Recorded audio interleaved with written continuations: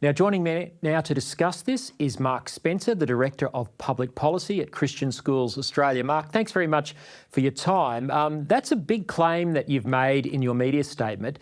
It might take many people by surprise. Why is this not hyperbole? Why is the situation so serious?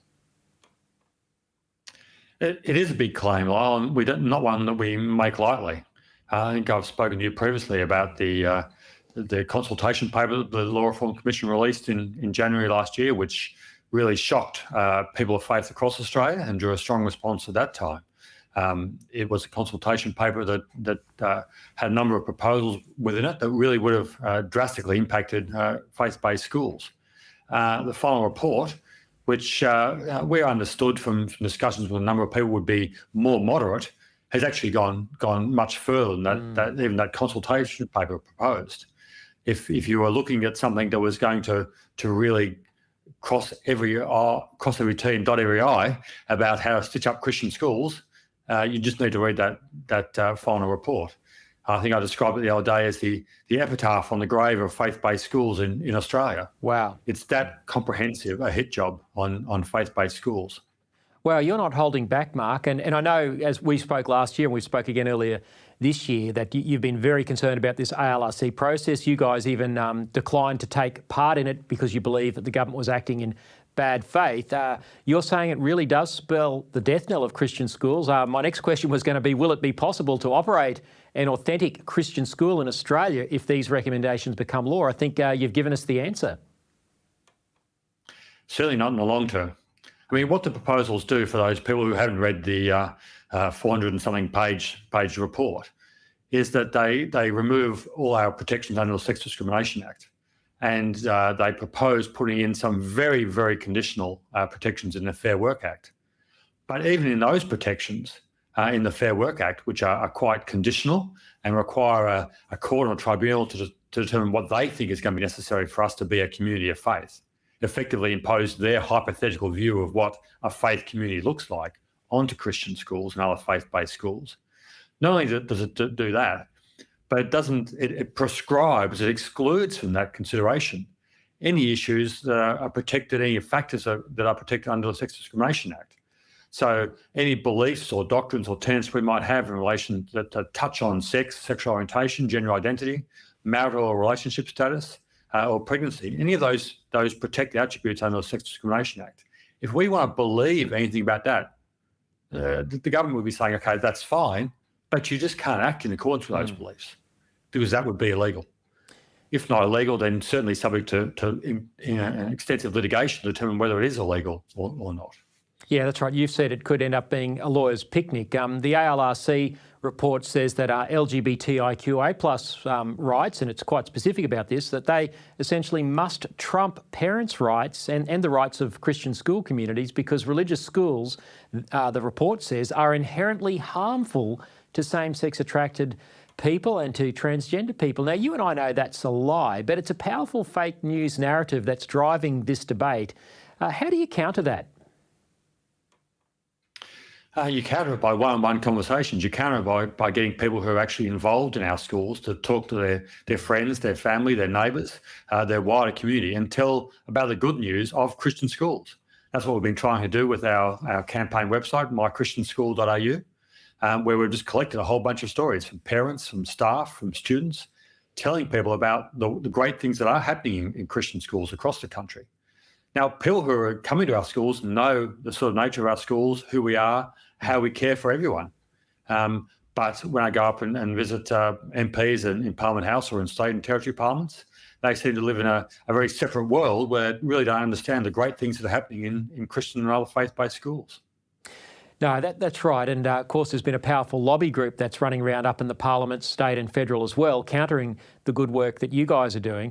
And just to be clear for our viewers, I know we've talked about this in the past, but it's a complicated technical legal issue. What you're seeking here is the ability under law to remain free, to have those legal protections, to employ staff who actually believe what the parents and the school community believes about things like marriage and gender. That's essentially it. You're not trying to sack people unjustly. You're not trying to expel gay kids, but you want to just have that reasonable accommodation to employ the staff who will be Christian and live that out. What's wrong with that? I don't know is the short answer. It seems fairly reasonable. Yeah. And if we're a political party, we could, lawfully just determine based on political belief who we employ and who we don't. Yep. And that's one of the great ironies in this discussion. As a religious body, we're not allowed to act in accordance with our religion, it seems. If we're a political party, we were. Now, we're very open about who we are. No one comes to work in our school, no one enrolls their child in our school without knowing who we are, what we believe, and our position on a whole range of these issues. That's made very clear. You've got a choice whether you come or not, and increasingly people are actually choosing to come because they want what we're offering in terms of enrolments increasing. But with staff, we make it clear to staff. We have that in their employment contracts. Sometimes we're criticising the media for being so open and transparent about that, ironically, despite that being a recommendation of the expert report back in 2018. Yep. So we're open, we're transparent. We make it clear what you can expect when you come and work for us. And all we're expecting is, if you come and work on that basis, then how about you stick with that basis? Or if you don't share those beliefs anymore, you move on to somewhere else where you're more aligned with the beliefs of that particular organisation. Yeah, that's right. I mean, it's crazy that, this sector of society, because it holds a religious view, has to be compelled to do what no other sector is compelled to do. It's employ people who don't actually believe in what they believe. It's just, it's nuts. And I think people have really got to get their heads around what's at stake here. Mark, with all the evidence that's emerged about the harm that gender-fluid ideology is causing children, we've seen the National Health Service in the UK ban puberty blockers on children because of that. This is all stuff that stemmed from rainbow ideology. They're now walking it back. Why do you think the government here is not more aware of what's happening overseas? And why aren't they therefore more respectful of parents' desires through their schools to protect children from role models who might advocate these things which are now being banned overseas, which we still allow here? Well, not only do we still allow it here, we've just had New South Wales laws passed to basically entrench that ideology in under their conversion practices ban legislation. Legislation was rushed through Parliament in a week with an all-night sitting to make it happen. All this rush for legislation that doesn't take effect for 12 months after it receives royal assent. So, in New South Wales, it follows some other jurisdictions where they're putting in place legislation that really supports that affirming model. All in a rushed attempt to get it through quickly, all ironically or tragically, really, a week after the NHS announced that they wouldn't be prescribing puberty blockers. 2 weeks after that, those leaks from the WPATH group about some of their claims about it being evidence-based, but acknowledging that it really wasn't evidence-based. So the international evidence on that particular issue is shifting dramatically. At the same time as governments around Australia are seeking to embed, those same WPATH guidelines almost as the only approach to dealing with this issue in Australia. It's crazy. It's mind-boggling. I can't explain why it happened because I have no understanding of why it would. Well, I'm interested, Mark, you're up at the Parliament a lot. You talk to a lot of politicians. Are they not aware that the trends are going against this radical transgender, LGBTIQA plus gender fluid ideology? And yet at the same time, they're trying to force your schools to have people who support those views work in your schools and be role models to their children. I mean, this is essentially potentially putting children in the care of potentially harmful role models. Is there just no awareness? Are our politicians in a bubble? Look, what we're dealing with is a long-term cultural narrative, and I think you'd be aware of that from your time in the trenches. And I can give people a plug to your book again to go and read the history of some of this stuff. This has been a long-term campaign. There were, I think, 21 proposals to change the marriage laws before they finally succeeded in doing that. So we are dealing with a very strategic, very long-term political campaign around this, where truth has not always been the basis for that campaign. So we're on the back foot. I think in the long term we will be able to get back some of these freedoms because I think generally people in Australia support common sense proposals. We've just released polling in the last week that says 80% of Australians, when asked if they support our right to employ staff who share our beliefs when they're clearly stated, said yes. Australians, middle Australia gets this. Middle Australia understands this. Middle Australia is rejecting those sort of radical agenda. But it's just taking time for politicians to get that message. Yep.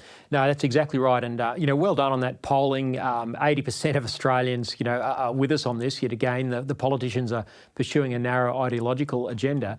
Just to further unpack, I think the affinity we have with mainstream thinking, as a parent, and I think most parents would think the same, I think it would be entirely reasonable for a Christian school where my kids go to not employ a staff member who attends a taxpayer-subsidised animal fetish party wearing kink. And now, if you think this is an extreme example, this is what happened at World Pride, Sydney World Pride last year, all advertised on their website, funded by the New South Wales taxpayer under the Liberal government, then Liberal government.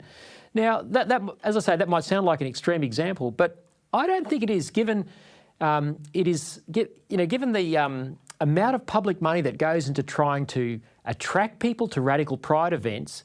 Do you think our politicians understand the position they are placing religious schools in insisting that they must employ people who might want to attend events like this and then be role models to children?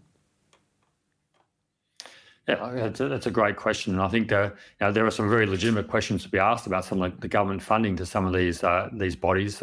Ostensibly, a lot of it's actually around healthcare and health prevention strategies.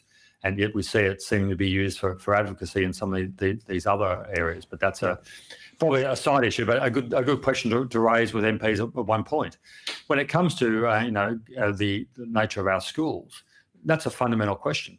The law reform proposals do preference. They give special treatment to those particular views, and they say, as you indicated earlier, they say they should be trumping mainstream views and mainstream values. Mm. In a big survey we did, I wrote over 8,500 responses from parents across our schools, and they were coming to our schools. 74% said it was extremely or very important that we are able to teach traditional Christian values and beliefs. And our enrolments are increasing. Mm. Our parents are flocking to our schools. Our problem is finding places for all the people who want to be in our schools. Our schools have waiting lists now because mainstream Australia, mums and dads, suburban Australia, want to have those traditional values and beliefs. They're rejecting that sort of ideology, and we're just wanting to make space for them. Yeah, I've heard you say that a number of times, and it's well known for those who are watching this debate that the enrolments of Christian schools are increasing and have done since same-sex marriage was legislated and since things like safe schools became more into the public's consciousness and parents became concerned. Can you give us an idea of what those figures are? What sort of percentage of the Australian population are educated in Christian schools like the ones your organisation represents, and what's happened with the enrolments in terms of percentages or some sort of numbers that you can give us? Well, when you look at education broadly, more than a third, in some jurisdictions up to half of students actually graduating from high school, coming from non-government schools. Wow! And that's been the growing sector. Mm-hmm. Now, 20% of the overall student population, roughly, are in Catholic schools, faith-based Catholic schools. The independent sector is around the other non-government schools, which have a range of ideologies. Some educational philosophies like Steiner or Montessori. Others are often faith-based, from Islamic schools, Jewish schools, Christian schools, and they'll vary in the way they do faith formation. They'll, as Christendom does, vary about their views on some of these issues. But you'd be looking at probably around 10 or 20% of the total students in Australia are being educated in schools which have a traditional view of marriage and family and sexuality and sexual behaviour at their core, and those numbers are increasing. And part of our concern is not within our remit as Christian schools, but we're also very concerned about the opportunities for families where there aren't non-government schools, aren't faith-based schools in the area, who are going to government schools where they are very much exposed to this worldview. Yep. Yep. So obviously, the Catholic sector is huge. Your sector is quite large. It's growing, and it's not just parents from Christian families who are voting with their feet and going to your sort of schools. Your Christian schools are receiving a big uptick in enrolment from mainstream people who aren't necessarily religious. Yeah, exactly. We have most of our schools are open to all comers. We certainly have a large number of families in our schools from other faiths. They respect the fact that we respect faith. that we have views around these things. Islamic families, Hindu, Sikh families are often coming to our schools. But even people of no faith who have that traditional mainstream view of a fair go, traditional concerns around family. They want families to be protected. Yeah. They don't like the way governments overreach into family. And as much as we're talking about the impact of this legislation on Christian schools, we're really just there as a proxy for families. If we can't teach what the families want, it's really undermining the families' rights, the parents' rights to actually raise their children in accordance with their beliefs. A right that's protected in international law, but not protected in Australian domestic law. Yeah, that's right. You guys, and we've said this before, you're the canary in the coal mine here. They're not going to stop at crushing Christian schools. They're going to go after families and anyone else who dissents from rainbow ideology.